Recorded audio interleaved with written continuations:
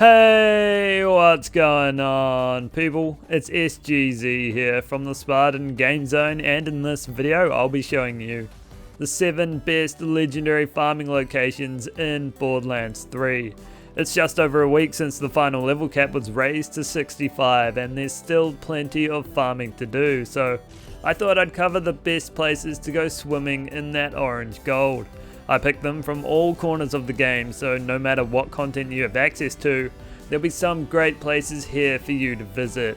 I'll be telling you where you need to go, how difficult they are, how much and what kind of loot you can expect to find there. Let me know in the comments what your go-to farming spot is, and if you enjoyed the video, I'd appreciate it if you could drop a like, and let's crack into it.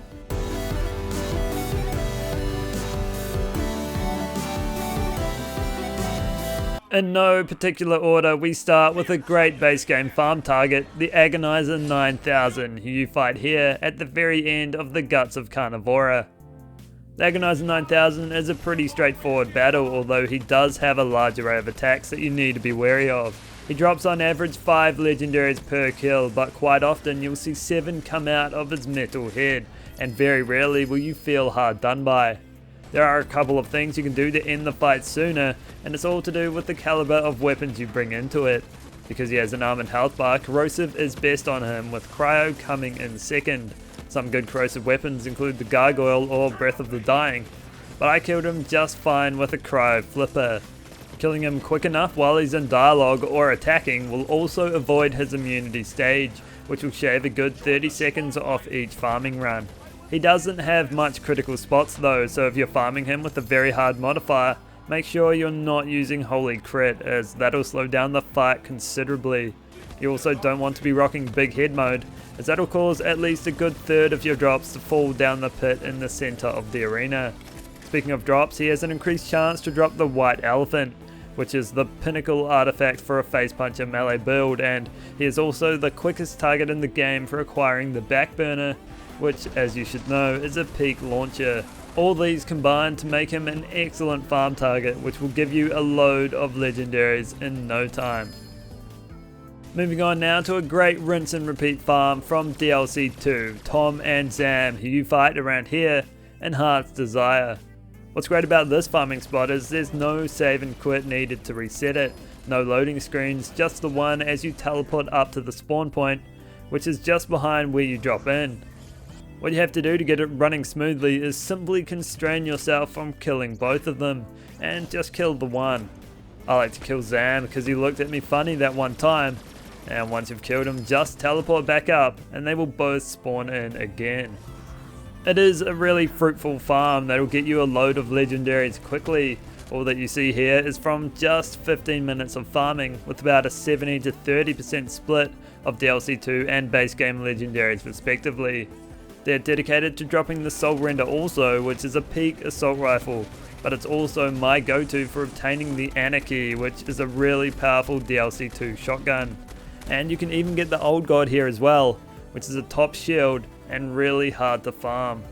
Overall, it's the best spot to go to for a wide range of DLC 2 legendaries, and you get a decent amount of base game weapons too, without needing to go through countless loading screens. Now to Graveward, which for a long time was the game's go-to farming target, and he's still really good, although he is the toughest boss to farm on this list. If you come prepared, you can kill him extremely quickly, but relatively speaking, from using the exact same weapons and build on all of these targets, he took the longest to kill. In saying that, each kill is not with a lack of rewards, as you are showered in legendaries each time you defeat him. They rain down from above, and he drops the most legendaries per kill out of everyone here. To add to that, you can also enter the vault after each kill, where you'll find 4 white Iridian chests, which will reward you with even more glistening legendaries. He also has a couple of notable drops, one being the Lob, which, when it isn't bugged, is an incredible shotgun, and he's also the only enemy that will drop the Brawler Ward shield, which is the best shield in the game for countless melee builds. This fight does lack one thing though, and that is immunity phases. That's a big plus, but there is something you should watch out for. Farming him with the Galaxy Brain modifier will prevent you from hitting his chest crit spot, and also cause some legendaries to fall off the map. but if you avoid that, Grave Ward will reward you incredibly well for your efforts. On to another boss that rewards you well for your time, the Ruiner, a DLC 3 boss who you fight in Crater's Edge. I love fighting the Ruiner not just because of the quality of loot he spews out each time you kill him, but I also find the fight to be a lot of fun. Doesn't hurt that it's easy too. His main critical spots are the spikes on his back, and with the Holy Crypt Mayhem modifier you can deal some serious damage. He's weak to fire, so bring an incendiary weapon with you and you'll have him defeated before he even goes underground. To do that you want to kill him within 35 seconds, or you'll have to wait another 35 seconds before he reappears on the surface and the fight can continue. You are able to shoot him while he's beneath the arena, but if his health bar is fully drained, you'll still have to wait until he surfaces. The key draw for this farm, other than the roughly 5 legendaries each kill you'll get, is the quality of them. DLC 3 houses many of the best legendaries in the entire game, and the Ruiner is capable of dropping them each time you defeat him. He's dedicated to dropping the Bloom though, which you'll see the most of, and he also drops base game legendaries, but if you want a legendary weapon scramble of most of the DLC 3 weapons with a few extras thrown in, then the Ruiner is the perfect farm for you. On to another rinse and repeat farm where loading screens are a thing of the past. The best DLC 1 farm that will have you rolling in legendaries, and that is Freddy the Traitor. You fight in the VIP tower. This legendary farm takes a little more setting up than Tom and Zam, as you have to kill a bunch of loaders before Freddy will spawn, but once he does it's just as easy. Freddy will spawn alongside 2 loader bots, Dandelion and Petunia, but all you need to do is focus on Freddy. The fight is quite busy, especially when the loaders you initially killed spawn again, but if you just focused on killing Freddy the whole time, everything will go swimmingly. After killing him, just like for Tom and Zam, fast travel back to the spawn point and make your way back there, where he and his loader bots will be there again to greet you. It's a fantastic strategy that will have the floor littered with legendaries in no time. Freddy drops a lot of them each time you defeat him, and for the sheer amount of legendaries in such a short space of time, this farm will produce more legendaries quicker than anywhere else. What you see here is just 10 minutes of farming him, and it really is quite incredible. He is dedicated to dropping the auto aim, which is a bad sniper rifle, but that was only 10% of all the loot I uncovered. He drops a load of base game legendaries, and if you're after a Seeing Dead class mod, or any other mod from DLC 1, it's hard to look past this farm. Up next is Jabba Maguire, which is a legendary farm that produces a lot of the same legendaries, but I did want to mention it as it is a really useful farm if there's an event on that changes the loot pools, or where you have to shoot a bunch of hearts or ghosts or what have you. He's a legendary hunt target that you fight around here in Voracious Canopy, and although he might seem a bit inconspicuous, there is something special hiding within. Anytime you try to freeze him with grenades or weapons, the Jabba has a chance to duplicate. Spraying him with that element will create an endless Jabba Maguire army that is infinite in size.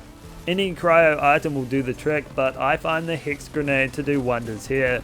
Once you've had enough, switch out your cryo weapons and kill them all off so you can count your legendaries in peace.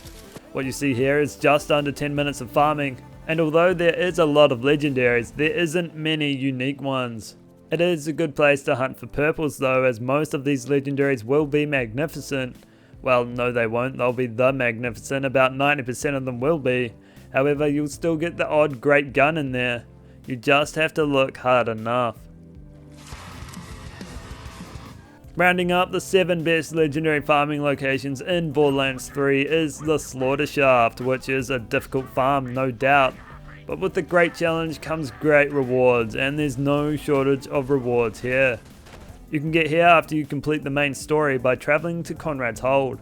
Halfway through you'll find this travel point which will take you there. Then just talk to the nice looking man and begin that hunt for legendaries. With the vast amount of badass enemies in a small space comes a huge outpouring of legendary weapons. They drop left, right and center, although you will need a good build to combat the relentless enemies you'll find there. What you see before you is all the legendaries I obtained from a full 5 rounds of the Slaughter Shaft, which took me a little over 20 minutes to complete. The majority of them are weapons, and you'll always find something good lying on the floor. It's another one of those farms that doesn't require load times, which speeds it up tremendously, especially if you're on console, and you can choose to just repeat the first round or go through them all like I did.